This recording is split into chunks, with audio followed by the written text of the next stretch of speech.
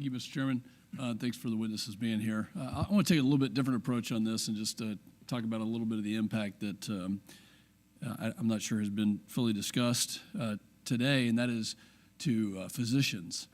And I'm in the process of getting screenshots of the physicians in my district, and one in particular who is showing me kind of the impact of about 20 a day that they're getting, that is really preventing these calls. These robocalls are preventing that physician from being able to take calls from the ER or from labor and delivery, and it's pretty concerning.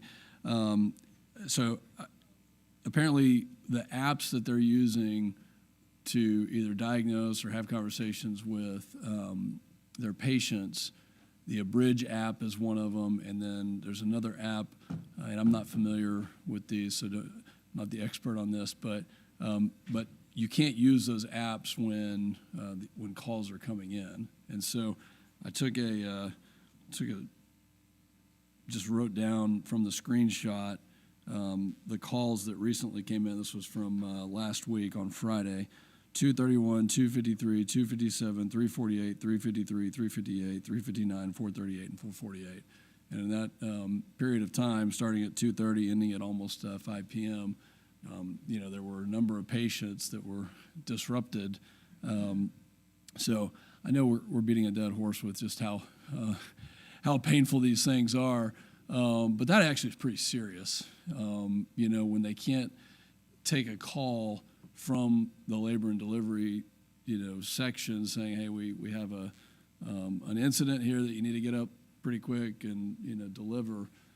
So I'll start with Ms. Leggin. And by the way, thank y'all. I know we're all working together to try to solve these, but, to what extent do you see TCPA and TRACED being effective? And then I'll go a step further. We've had these discussions already in this hearing, but, the sense of urgency and what else needs to be done to prevent that physician and all the other physicians from having to deal with that in the middle of what could be an emergency situation. Thank you for the question, and that it seems like a serious issue.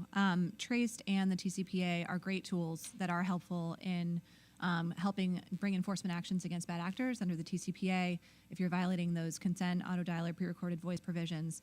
But unfortunately, bad actors don't care about the TCPA or other laws, so they're going to spam you no matter what. And that's where our work with law enforcement partnerships on the calling side through the ITG or on the texting side through the Secure Messaging Initiative to bring investigations against those bad actors so that we're stopping those at the source are really helpful. Yeah, go ahead. And I was just going to say, to support those efforts further, you've heard me say throughout this hearing, we would welcome help from Congress in prioritizing resources towards enforcement to bring more cases against those bad actors. What do you think we can do, and anybody's open to answer this, what do you think we can do for hospitals in general, for those that are providing emergency services? Because nobody's using a pager anymore. It's all cell phone. Maybe they need to go back to that. But what can we do, to think creatively to really stop that for those? Every constituent of mine wants it stopped, but are there specific ideas?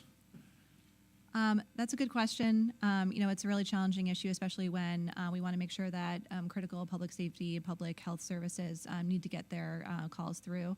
The same tools that we apply to protect consumers can protect, the personal lines of physicians and other things, call blocking, call labeling, call filtering services, and then combining that with enforcement so that we're stopping those at the source. This particular physician goes through, deletes, and reports junk and reports it and does all that. So it sounds like it's been a continued issue. I'll go to Mr. Burke, who when we look at the gaps and just kind of building on this same theme, are there specific things that you would have us do to address those gaps? And if so, maybe describe how they affect, let's just go with the physician sector, the healthcare. Yeah, absolutely. And I think, by the way, we have the right framework. Mr. Winters was talking about the robocall mitigation database and couldn't agree more. We need to find ways to quickly find the bad actors in that database, get them out. The FCC does require that providers have to do due diligence about who they take traffic from. So we're developing the data to see who keeps taking traffic from these shell companies. So I'm optimistic we'll continue to make progress.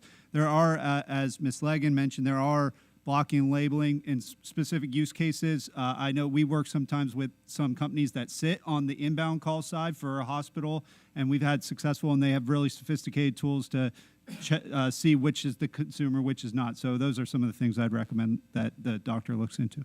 Thank you. Time's expired. Yield back.